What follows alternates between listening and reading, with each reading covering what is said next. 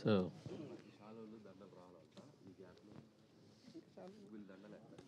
So regional Rajamouli గారు ఇప్పుడే అన్న మనోభావాలు దెబ్బతీస్తారేమో అని మొదలెట్టించారు అప్పుడే. లేదు సార్, రీజనల్ సినిమాని 300 కోట్లు, ఆయన పానింటి సినిమాని 1000 కోట్లు చేస్తే మీరు రీజనల్ సినిమాని 300 కోట్లు చేశారు కాబట్టి, పైగా ఆయన కంటిన్యూ సక్సెస్లు, మీరు కంటిన్యూ సక్సెస్లు. సో అంచేత మిమ్మల్ని ఆయనతో పోల్చడం కాదు. సో రీజనల్ రాజమౌళి గారు మీరు, మీ గురించి చెప్పేది అడిగేది ఏం లేదు. కంగ్రాట్స్ మరోసారి చెప్పడం తప్పించి. రీజనల్ రావిపూడి అనండి ప్లీజ్. సో ఎందుకంటే ఆయన ఈజ్ లైక్ రాజమౌళి గారు is a Jain personality. So నాకు ఆయనతో అస్సలు ప్లీజ్, అంటే ఆయన వెనక ఎక్కడో పక్కన అంటే okay, but I'm happy with this. Okay, LVR గారికి ఇవ్వండి సార్. ఎల్వీఆర్ గారు మీ అందరితో కూడా ఎక్కువ ఫోన్లో టచ్లో ఉండవు, కానీ చూడడం ఇదే ఫస్ట్ టైం అందరినీ. మిమ్మల్ని చూస్తూనే ఉంటామండి. మీ ఇంటర్వ్యూలు, మీ రివ్యూలు చూడకుండా మేము ఏ రోజు నిద్రపోమండి. మూర్తి గారిని చూడకుండా మేము పడుకోం. లేదు కానీ, అంటే మీరు ఇందాక స్పీచ్లో మాట అన్నారు, చాలా కాలం ఏంది డిస్ట్రిబ్యూటర్లు 20% కమిషన్ తిని అని చెప్పి. కరెక్టేనండి. కానీ గత 2 ఏళ్ళుగా చాలా పెద్ద సినిమాలు వచ్చాయి, చాలా పెద్ద పెద్ద అంకులు పోస్టర్లు వేసిన సినిమాలు వచ్చాయి. కూర్చో కూర్చో కూర్చో సరే, పోస్టర్లు వేస్తున్నారు, మీరు పంపిణీ చేశారా, వేరే వాళ్ళు పంపిణీ చేశారా అంత పక్కన పెడితే, గత 2 ఏళ్ళుగా పెద్ద పెద్ద పోస్టర్లు వేసిన సినిమాలు వచ్చాయి. కొంతమంది డిస్ట్రిబ్యూటర్లు ఫారిన్ తీసుకెళ్ళిన సినిమాలు వచ్చాయి హిట్ అని చెప్పి. మరి కమిషన్లు తినకుండా మరి ఇవన్నీ ఏంటంటారు? దౌర్భాగ్యం అదేనండి. మేము బయటకు మాట్లాడకూడదు, మాట్లాడితే విరోధం. మేము డబ్బు పోగొట్టుకున్నామని చెప్పుకోలేని పరిస్థితి. అదేండి వాస్తవం చెప్పాలంటే. మీరు అడిగారు కాబట్టి చెప్తున్నా. అదే లేకపోతే మేము నిజం చెప్పామనుకోండి, మాకు నెక్స్ట్ పిక్చర్ ఎవరు నష్టపోయి నెక్స్ట్ పిక్చర్ పోగొట్టుకున్నాడు అవుతాం. మీకు తెలుసు ఆ విషయం. సో అందుకని డబ్బులు పోయినా నవ్వుతూ ఉండాలి. డిస్ట్రిబ్యూటర్ పరిస్థితి అలాగే ఉంది ఇవాళ. రాజుగారు అన్నారు చూడండి, జిల్లాకు ఒకళ్ళు 2 మిగిలారని. ఆ 2 కూడా మిగలకుండా పోతారు ఇక. ఓకే, సరే. ఇంకొక క్వశ్చన్, ఇందాక హరి గారు మీ అందరి తరఫున మిమ్మల్ని అడుగుతాను. మీరు సీనియర్ డిస్ట్రిబ్యూటర్, మీరు వీళ్ళందరిలో కూడా బాగా సీనియర్ డిస్ట్రిబ్యూటర్ కాబట్టి, ఇటీవల కాలంలో ఇంకొక ట్రెండ్ కూడా స్టార్ట్ అయింది. ఒకప్పుడు మేము హరి గారికో లేకపోతే మీకో ఇంకో ఎవరికైనా ఫోన్ చేస్తే ఎంత చేసిందంటే టక్మని చెప్పేసే పని ఉండేది.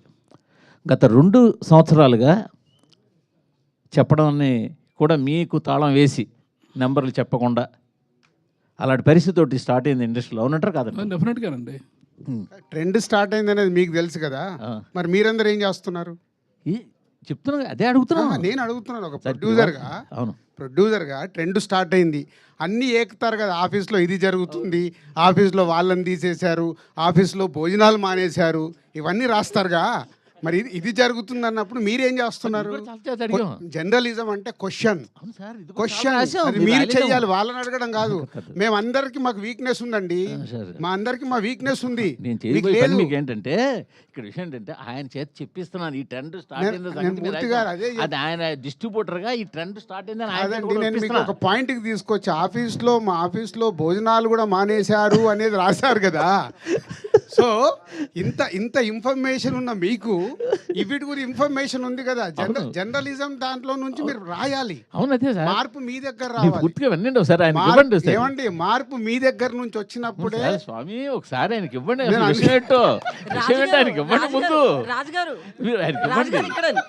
మీరు క్వశ్చన్ చేయమని మీరే చెప్తారు. క్వశ్చన్ చేస్తే వాళ్ళని పక్కన పెట్టి ఇంటర్వ్యూలు ఇవ్వట్లేదంట కదండి. ఏది మూవీ ఇంటర్వ్యూస్ కానీ ఇవన్నీ క్వశ్చనింగ్ ఎక్కువ ఎవరు చేస్తే వాళ్ళకే ఇవ్వట్లేదంట కదండి. అట్లా ఏం లేదే, ఎవరన్నారు అది ఇవ్వలేదు. చెప్తా, తర్వాత మాట్లాడదాం.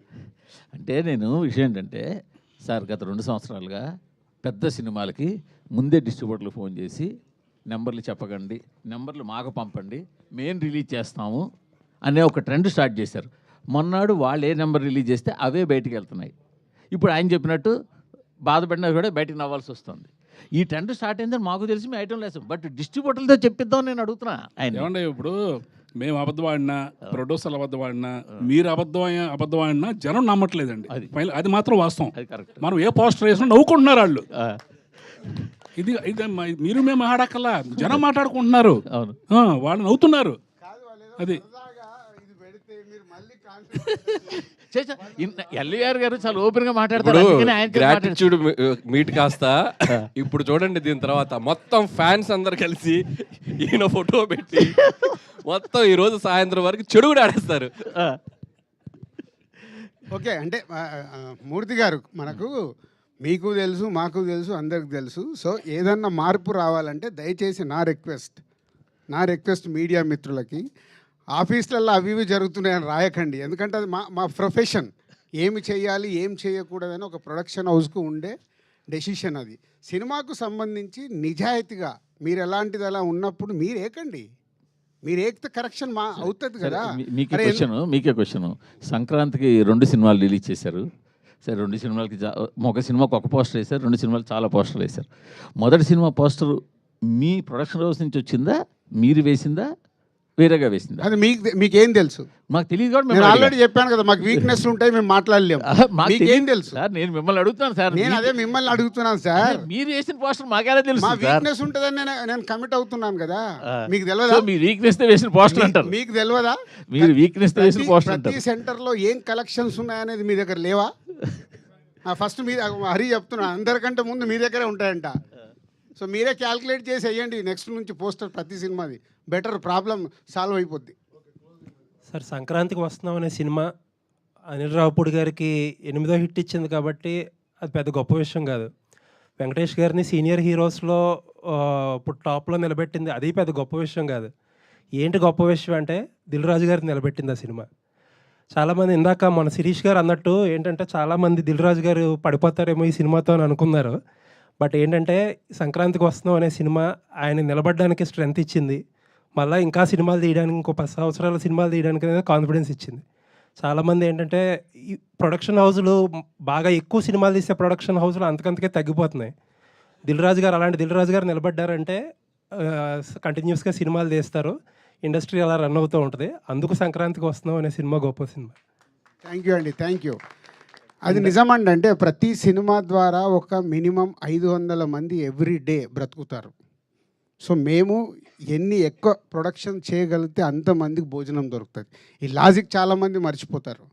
సో ఇవాళ మనకు 150 సినిమాలు తెలుగు ఫిలిం ఇండస్ట్రీలో మన ఇన్కమ్ ట్యాక్స్లతో జరిగిన కాన్వర్సేషన్ చెప్తాను. వాళ్ళు అడిగాడు ఆయన, ఎందుకు ఇన్ని సినిమాలు వస్తాయి మరి ఎందుకు మీరు ఇన్ని ఫ్లాపులు అని చెప్తుంటారంటే 90% ఫ్లాపులు సార్ అని లాస్ట్ ఇయర్ది షీట్ ఇచ్చా. ఎందుకో లాస్ట్ ఇయర్ది నేను తెప్పించా 2024 షీట్ ఆయనకి ఇస్తే వాళ్ళు ఆశ్చర్యపోయారు, మరి ఎందుకు తీస్తున్నారు ఈ సినిమాలు? ఒక్కొక్కరిది ఒక్కొక్క అంబిషన్ సార్. సినిమాలు జరుగుతూనే ఉంటాయి, మాకు అలా కాదు. సక్సెస్ సినిమా తీయడానికి ఎంత కష్టపడాలనేది మాకు తెలుసు. దానికోసమే ప్రయత్నం చేస్తాం. దాంట్లో కొన్ని సక్సెస్లు వస్తాయి, అప్పుడప్పుడు క్యాచ్ అవుతాం. రాజుగారితో ఒక 1 year బ్యాక్ ఒక ఇంటర్వ్యూ చేశాను నేను. ప్రొడ్యూసర్స్ అందరినీ కూర్చోబెట్టి అడిగితే సేమ్ ఇదే క్వశ్చన్ అడిగా. అంతకంతకి ఒకప్పుడు ఎంతమంది డిస్ట్రిబ్యూటర్లు ఉండేవారు, ఇప్పుడు 10-15 మందికి వచ్చేసారంటే ఆయన బ్లంట్గా ఒక మాట అన్నారు. ఏంటంటే నెక్స్ట్ 2-3 ఏళ్ళలో వీళ్ళు కూడా ఉండరు, మనం బాలీవుడ్లో లాగా అవుట్ రైట్ రిలీజ్ చేసుకోవాల్సిందే, మనమే కార్పొరేట్ లాగా మల్టీప్లెక్స్లతోనే అయ్యింది టైఅప్ అయ్యి, అలాంటి స్టేజ్ నుంచి ఇక్కడ ఎంతమందిని స్టేజ్ ఎక్కించారు. సో ఈ సినిమా అచీవ్మెంట్లో అదొకటి. ఇందాక అన్నాను కదండి, అంటే ఏరియాల వారిగా డిస్ట్రిబ్యూటర్లు చాలామంది ఉండేవాళ్ళు మెల్లిగా కనుమరుగవుతూ కొందరే, అంటే వీళ్ళు కూడా ప్యాషన్తోనే, వీళ్ళకు కూడా ప్యాషన్ పోయిన రోజు వీళ్ళు మానేస్తారు. వీళ్ళ ఫ్యామిలీస్ ఆల్రెడీ వెనకకు లాగుతూనే ఉన్నారు, మీకు ఇంత స్ట్రెస్ అవసరమా, ఆపేసేయండి అని. ఎందుకంటే డిస్ట్రిబ్యూటర్కి సక్సెస్ వచ్చేది చాలా తక్కువ పర్సంటేజ్లోనే సక్సెస్ వస్తుంది. దాంట్లో కూడా నిలబడడం అంటే ఇట్స్ నాట్ ఏ జాబ్. రాజు గారు ఇంతకుముందు అంటే కోవిడ్కి ముందు పెద్ద హీరోల సినిమాలు ప్రతి నెల ఒక రెండు ఫిల్మ్స్ వచ్చేవి, మీడియం రేంజ్ 2-3 ఫిల్మ్స్ వచ్చాయి. సో సక్సెస్ రేటు చాలా ఎక్కువ ఉండేది, ఎందుకంటే ఎక్కువ నెంబర్ ఆఫ్ సినిమాస్ వస్తాయి, గ్యారంటీ ఎక్కువ ఉంటుంది పెద్ద హీరోలు కానీ మీడియం రేంజ్ హీరోలు కానీ చేస్తే. ఇప్పుడు చూస్తే జనవరిలో 3 సినిమాలు వచ్చినాయి, ఫిబ్రవరిలో 1-2 ఉన్నాయి రీజనబుల్ ఫిల్మ్స్. ఇట్లా ఒకప్పుడు 5-6 హిట్ వచ్చే పొటెన్షియల్ ఉన్న సినిమా ఉంటే ఇంతకుముందు, ఇప్పుడు హిట్ వచ్చే పొటెన్షియల్ సినిమా 1-2 ఉంటున్నాయి ఎవ్రీ మంత్. అంటే ఇంత తగ్గటానికి కారణం ఏంటి? అండ్ ఫ్యూచర్లో ఎక్కువ సినిమాలు తీసి పెద్ద హీరోలు మీడియం రేంజ్ హీరోలు ఎక్కువ సినిమాలు తీస్తే తప్పితే ఇండస్ట్రీ వోంట్ సర్వైవ్. మీరు దీని కరెక్షన్కి ఏదన్నా చేస్తున్నారు? అంటే యాక్చువల్ అండి అది ఇప్పుడు నంబర్స్ పెరిగిపోయాయండి. ఇప్పుడు స్టార్ సినిమాలు ఏమైందంటే 400 crores 500 crores బడ్జెట్కి వెళ్ళిపోవడం వల్ల వాళ్ళు ఆ ఒక్క సినిమా మీదే ఫోకస్ చేస్తున్నారు. అంటే ఆ సినిమా ఆడలేదనుకో చాలా డ్యామేజ్ జరుగుద్ది. కాబట్టి మనకు స్టార్ సినిమాలు మనం ఇప్పుడు చూసుకుంటే ఉన్న టాప్ స్టార్స్ అందరూ 2 yearsకి ఒక ఫిలిం వస్తుంది. సో అది కరెక్షన్ మళ్ళీ ఇంతకుముందు కోవిడ్కి కానీ కోవిడ్ ముందు కానీ జరిగింది. ఇప్పుడు Prabhas continuous doing 3 films, Bunny wants do in a year 2 films. ఇట్లా వాళ్ళు స్టార్ట్ అవుతున్నారు. స్టార్ట్ అయ్యి కరెక్ట్ అవుతే మళ్ళీ 26, 27 నుంచి డెఫినెట్గా ప్రతి హీరో సినిమా ఒకటి రిలీజ్ అవ్వాలి. అయినప్పుడు ఆటోమేటిక్ స్టార్ సినిమా ఒకటి, మిడ్ రేంజ్ హీరోల సినిమాలు 2 films ఇలా వచ్చినప్పుడు ఆటోమేటిక్ సక్సెస్ పర్సంటేజ్ పెరిగే అవకాశం ఉంటుంది. అది ఒకటే సొల్యూషన్. హరిగారు సంక్రాంతికి రిలీజ్గా అవ్వగానే రాజుగారి ఐటీ జరిగింది. ఇప్పుడు మీరు డిస్ట్రిబ్యూటర్ గారెంటీ మీట్ పెట్టారు. దీని తర్వాత మీ అందరి డిస్ట్రిబ్యూటర్ మీద ఐటీ రైట్స్ జరిగే అవకాశం ఉందనుకుంటున్నాను. డిస్ట్రిబ్యూటర్స్ దగ్గరికి ఐటీ రైట్కి వస్తే నెంబర్లు చెప్పారు కదా మొత్తం. అదే డిస్ట్రిబ్యూటర్స్ దగ్గరికి వస్తే అదే డిస్ట్రిబ్యూషన్ అనేది ఒకప్పుడు ఎలా ఉండిందో తెలియదు కదండి. జిఎస్టీ వచ్చాక ఐటీ వాళ్ళకంటే వైట్కి ఎక్కువ ఇంట్రెస్ట్ మేము చూపిస్తున్నాం. ఎందుకంటే మాకు 18% సినిమా రిలీజ్ తర్వాత రికవరీ ఉంటుంది. అంటే మేము పంపించే ప్రతి రూపాయికి ప్రతి 1 lakhకి 18,000 ఇన్వాయిస్ వస్తుంది మాకు, జిఎస్టీ ఇన్వాయిస్. అందుకని మేము క్యాష్ని తీసుకెళ్ళి బ్యాంకులో డిపాజిట్ చేసి అయినా ట్రాన్స్ఫర్ చేస్తాం, కానీ క్యాష్ ఇచ్చే రోజులు పోయినాయి. ఎందుకు అంటే అది మా సేఫ్టీ. ఒక సినిమా పాత రోజుల్లో ఒక సినిమా రిలీజ్ అయిపోయి ఏదన్నా తేడా వస్తే మాకు ఇంకేం రాదండి. అంతటితో అయిపోయేవాళ్ళం. అంటే రూపాయి కూడా రొటేషన్ కూడా ఉండేది కాదు. ఇప్పుడు లక్కీగా జిఎస్టీ పుణ్యం అని చెప్పి మాకు ఒక సినిమా ఏదైనా తేడా వస్తే ప్రతి ప్రొడ్యూసర్ మన తెలుగు ఇండస్ట్రీలో ఏ ప్రొడ్యూసర్ అయినా సినిమా తేడా వస్తే జిఎస్టీ ఇన్వాయిస్ విత్ ఇన్ 1 monthలో ఇచ్చేస్తున్నారండి. ఇచ్చినప్పుడు మాకు 18% ఇన్వాయిస్ రూపంలో డబ్బులు వస్తుంది. ఆ ఇన్వాయిస్లు మేము థియేటర్స్కి ఇస్తే వాళ్ళు మాకు క్యాష్ ఇస్తారు. క్యాష్ మీన్స్ వైట్లో ఇస్తాం. అంటే ఆ అమౌంట్ ఒక 1 crore మాకు 1 crore ఇన్వాయిస్ వస్తే 18 lakhs మా బ్యాంక్లో ఉన్నట్టు. ఇది చాలా హ్యాపీ. అందుకని మేము ఏదన్నా చిన్న అంటే జిఎస్టీ పరిధిలో లేని థియేటర్స్ చాలా ఉంటాయి. అంటే సెంటర్స్లో అక్కడ 5,000 10,000 కలెక్షన్లు వస్తే 1 లక్ష 2 లక్షలు చేరితే కూడా దాన్ని తెచ్చి అకౌంట్లో వేసే కొడతాం మేము. ఎందుకంటే మాకు ఇన్వాయిస్ కావాలి. అందువల్ల అది. ఇంకొకటి 90% ఫ్లాపులు ఉంటాయండి. ఇప్పుడు 10% సక్సెస్ రేట్ కూడా లేదు ఈరోజు. 10% సక్సెస్ రేట్లో అసలు అయ్యేటి 5% ఉంటే కమిషన్లు వచ్చే సినిమాలు 1 2 ఉంటాయి. ఇది నిజం. టోటల్గా 1 yearలో సినిమాలు చేస్తే మ్యాక్సిమం 10 moviesకే 20% కమిషన్ వస్తాయి. ఒక 5 movies బ్రేక్ ఏమైనా అవుతాయి. ఒక 5 movies ఏదైనా 5% 10% ఉంటాయి. ప్లస్ ఇప్పుడు చాలా సినిమాలు రిలీజులకే వచ్చేసాయి. మేము కూడా చాలా వరకు డిస్ట్రిబ్యూషన్ జస్ట్ కమిషన్కే చేస్తున్నాం. పర్చేజింగ్లు కూడా తగ్గిపోయాయి. మాకున్న కొన్ని రెగ్యులర్ బ్యానర్స్లో తప్పితే ఇంక. అందువల్ల ఎవరు వచ్చినా దాని గురించి ఎవరికి టెన్షన్ లేదండి. డిస్ట్రిబ్యూటర్స్ పరిస్థితి అందరికీ తెలుసు, మీకు తెలుసు, అందరికీ తెలుసు. ఓకే అనిల్ గారు, ఈ సినిమా తర్వాత మళ్ళీ ప్రేమ కథలు మొత్తం మారిపోయే అవకాశం ఉంది. కొత్తగా డైరెక్టర్స్ ఎవరైనా సరే సినిమా చేయాలంటే మారిపోతారా? వెంకటేశ్వర గారి క్యారెక్టర్ లవ్ ఒకవేళ ఫెయిల్ అయితే వెంటనే మరో లవ్లో పడిపోయి పెళ్లి చేసుకో ఇలా మార్చేశారు. సో దీనిపైన మంచిదే కదండి. పిచ్చోళ్ళే రోడ్లకి తిరగటం కంటే లవ్లో ఫెయిల్ అయ్యి హ్యాపీగా ఎవరైనా మంచి అమ్మాయిని చూసుకొని పెళ్లి చేసుకొని అదొక మెమరీ లాగా ఉంటే బెటర్ కదా. సో అంతే, ఎనీథింగ్ లైఫ్లో ఒక ఫేజ్ అనుకొని పాసింగ్ క్లౌడ్ లాగా మళ్ళీ ఇంకొక లైఫ్ స్టార్ట్ చేయాలి. లవ్లో ఈరోజు fail, girlfriend boyfriend no చెప్తే నెక్స్ట్ డే ఇన్స్టాగ్రామ్లో వెతుకులాట మొదలు పెడుతున్నారు. ఇప్పుడు అవి లేవు, నెక్స్ట్ డేనే. సార్ రాజు గారు అంటే ప్రొడ్యూసర్స్ మధ్య ఉన్న అనారోగ్యకరమైన పోటీ వల్ల ఇండస్ట్రీకి చాలా ప్రాబ్లం ఎదురవుతుంది అనేది బయట ఒక టాక్ అండి. అంటే బ్యానర్స్ మధ్య ఆధిపత్య పోరు కానీ, ఇప్పుడు డిస్ట్రిబ్యూషన్ పరంగా కూడా లాస్ట్ టైం చూసాం ఆధిపత్య పోరు. దీనివల్ల ఇప్పుడు పాపం ఎవరైనా ప్యాషన్తో వద్దాం అనుకున్న ప్రొడ్యూసర్స్ కానీ వీళ్ళకి చాలా ఇబ్బందులు అనేవి ఎదురవుతున్నాయి సార్. అంటే బడ్జెట్స్ పెరిగిపోవడము, బడ్జెట్లు అనేవి లార్జర్ దెన్ లైఫ్లో వెళ్ళిపోవడం, అంటే సినిమా రేంజ్ అనేది పెరగడం వల్ల ప్యాషన్తో కాన్సెప్ట్ బేస్డ్ సినిమాలు చేద్దాం అనుకున్న ప్రొడ్యూసర్స్ కొత్తగా రాలేని పరిస్థితి ఎదురవుతుంది సార్. అంటే దీన్ని ఫ్యూచర్లో బేసిక్గా ఫస్ట్ కరెక్షన్, ఆధిపత్య పోరు అనేది ఇక్కడ ఏమి ఉండదు. సో ఎవరి సినిమా వాళ్ళది, సక్సెస్ అవుతేనే కింగ్. దిల్ రాజు అయినా ఇంకోరైనా సక్సెస్ కానప్పుడు ఏముంటుంది, 3 రోజులు కూడా ఆ సినిమా గురించి మాట్లాడరు, మండే రోజుకి మర్చిపోతారు. సో సక్సెస్ఫుల్ తీయటానికి వర్క్ చేయాలి. కానీ ఇక్కడ ఆధిపత్య పోరు అనేది మన తెలుగు ఫిలిం ఇండస్ట్రీలో లేదు. నో సార్, అంటే ఇన్ ద సెన్స్ ఏంటంటే ఇప్పుడు మీరు ఒక హీరోతో, ఒక మిడ్ రేంజ్ హీరోతో మీరు తక్కువ రెమ్యునేషన్ ఇచ్చి మీ సినిమాకి పెట్టుకుంటారు సార్. యాక్చువల్గా మీరు కంఫర్టబుల్గా సినిమా చేస్తారు. బట్ మీ కాంపిటీషన్ లేకపోతే ఇంకో బ్యానర్ ఉంటుంది, వాళ్ళు మీరు ఒక 40 కోట్లలో చేసిన సినిమాను ఇప్పుడు 70-80 కోట్లలో ఆ హీరోతో సినిమా చేస్తున్నారు. దాని రిజల్ట్ అనేది ఎంత వస్తుందో తెలియదు సార్. బట్ ఆ హీరో నెక్స్ట్ మీ బ్యానర్లో చేస్తున్నప్పుడు మీరు 40లో చేసిన హీరో నెక్స్ట్ ఇమీడియట్గా అతను కూడా మళ్ళీ 70-80 కోట్లు అడిగినప్పుడు దాని ఇంపాక్ట్ అనేది మీ బ్యానర్ మీద పడుతుంది కదా. నేను అడుగుతుంది వర్కౌట్ కాకుండా నేను ఎందుకు తీస్తాము? వర్కౌట్ అవుతాను ఎవరైనా. ఇప్పుడు నువ్వు జీలో పని చేస్తున్నావు, నీకు ఇంకో కంపెనీలో శాలరీ ఇస్తారు, నువ్వు మార్చుకొని వెళ్ళవా? అంటే ఆలోచిస్తాను కదా సార్. అంటే దాని బ్యాక్గ్రౌండ్ అదంతా. ఎస్, 2 లక్షలు ఇస్తామంటే వెళ్ళిపోతావుగా. ఎందుకంటే నీ దగ్గర కెపాసిటీ ఉంది, జర్నలిస్ట్గా నువ్వు పని చేస్తావంటే పక్క ఛానల్ నీకు ఆఫర్ ఇస్తారు. ఇక్కడ కూడా అంతే వాల్యూ. ఆ హీరోతో సినిమా ఆ హీరోతో సినిమా తీస్తే ఈ బడ్జెట్లో వర్కౌట్ అవుతుంది అనుకున్నప్పుడు తీస్తారు. ఎవరిని మనం ఆపలేము. అందుకే ఇక్కడ ఆధిపత్య పోరు ఉండదు అని చెప్పింది నీకు. ఫస్ట్ అక్కడ కరెక్ట్ చేశా. సాయి గారు సో సాయి గారు సో అనిల్ గారికి కంటిన్యూగా హిట్లు ఫ్లాప్ లేని డైరెక్టర్. బట్ అయినా కూడా ట్రోల్స్ జరుగుతున్నాయి అంటే ఎవరైనా కావాలని చేస్తున్నారు అనుకుంటున్నారా? మీరేం నోటీస్ చేశారు ట్రోల్స్ అన్ని చూసాక?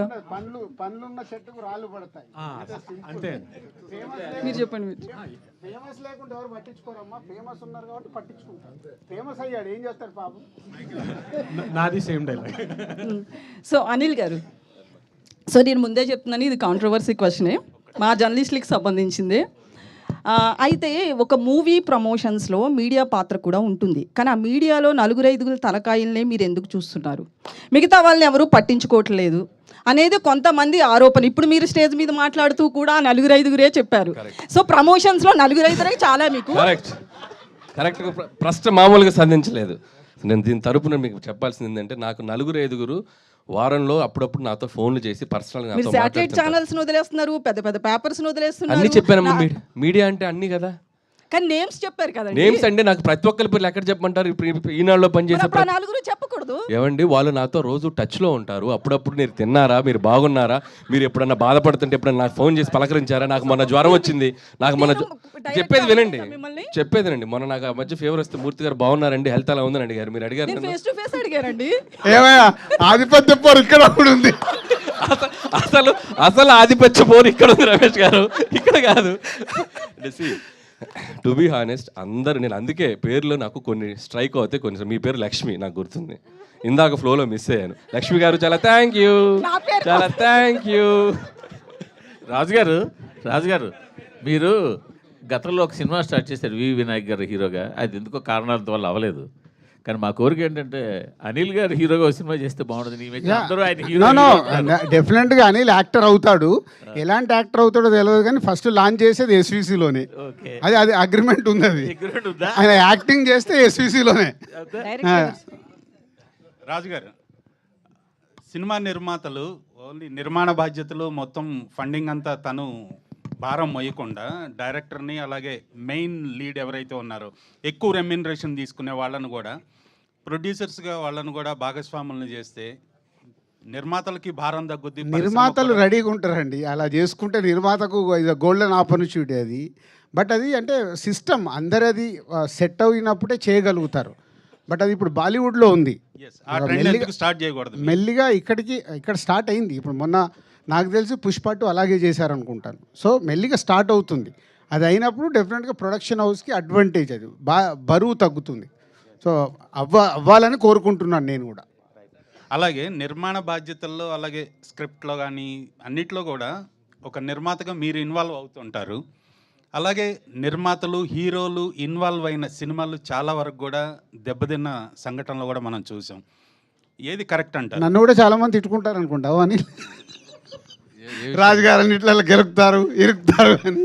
సో సినిమా అనేది విజన్, జడ్జిమెంట్, అది వేవ్ లెంత్లో ఉన్నప్పుడు. ఇందాక నేను అనిల్ గురించి చెప్పాను, 6 సినిమాలు తీసాం. మా మధ్యలో నాకు తెలిసి ఈ రోజు వరకు ఎప్పుడు ఆర్గ్యుమెంట్ అనేది కూడా జరగల. అసలు క్రియేటివ్ డిఫరెన్స్ లేదు, ఫైనాన్షియల్ డిఫరెన్స్ అసలు లేదనుకోండి.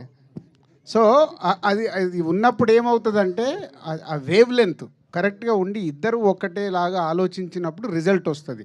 లేకుంటే ఏమవుతుందంటే రిజల్ట్ రాలేదనుకో, ఒకరి మీద ఒకరు వేసేసుకుంటారు. నేను ఇది చెప్పాను చేయలేదు, నేను ఇలా చేయమన్నాను చేయలేదు, అలా బ్లేమింగ్స్కి వెళ్తాయి. సో అందుకే చాలామంది క్వైట్గానే ఉంటారు.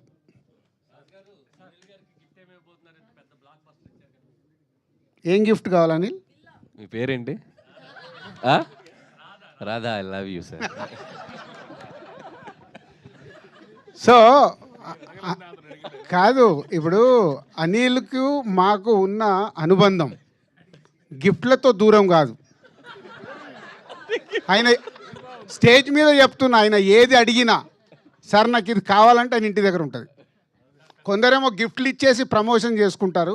మాకు ఆ ప్రమోషన్ అక్కర్లేదు, మాకు ఇంటర్నల్గా ఆయన ఏది అడిగినా అయిపోద్ది. అంటే కార్ ఏముంది, అదే కార్ ఆల్రెడీ ఇచ్చారు, అది వద్దులే. మన లాస్ట్ సినిమా కార్ ఇచ్చారు, ఏదైనా వేరేది అడుగు.